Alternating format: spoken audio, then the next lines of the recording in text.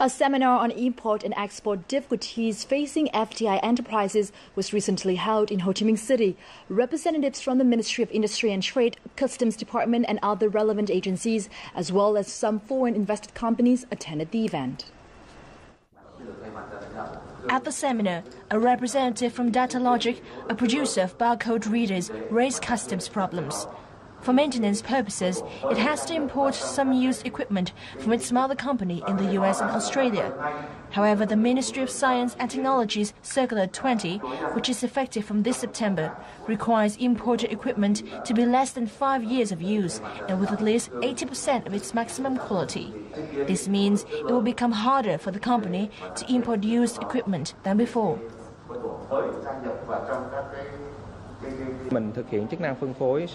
We are in charge of distributing scanners products. They are barcode readers, but were not assembled in Vietnam.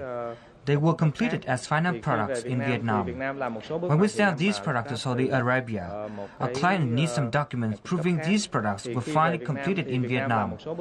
But we don't have such documents, so we're missing out on a $50,000 deal. We had to send the products to Slovakia to have them sold by our Slovakian counterparts.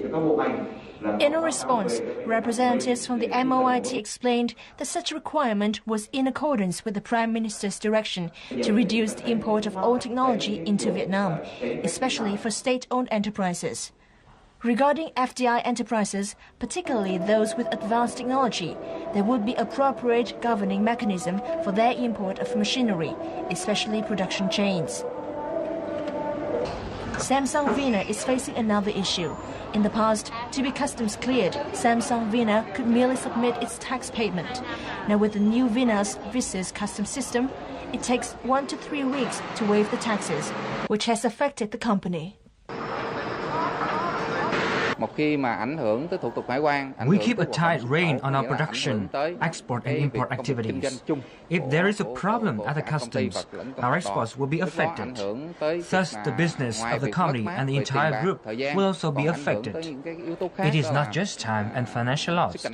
It will impinge upon our internal competitiveness and competitiveness of our brands.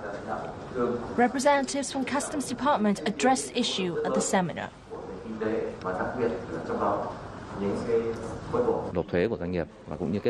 In the future, we will make proposals to the Ministry of Finance and the Prime Minister to draw up plans to improve the capacity at several major border gates.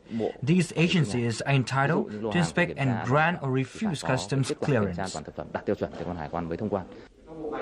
Other concerns regarding administrative procedures, import and export tariff and customs procedures were also brought forward at the seminar. Deputy Minister of Industry and Trade, Chen Tuấn-Anh, said the legal framework for import and export activities is still being drafted and not finished yet.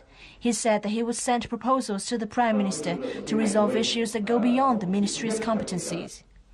For the first half of this year, FDI enterprises accounted for 61% of Vietnam's export value, up 17% compared to the same period last year.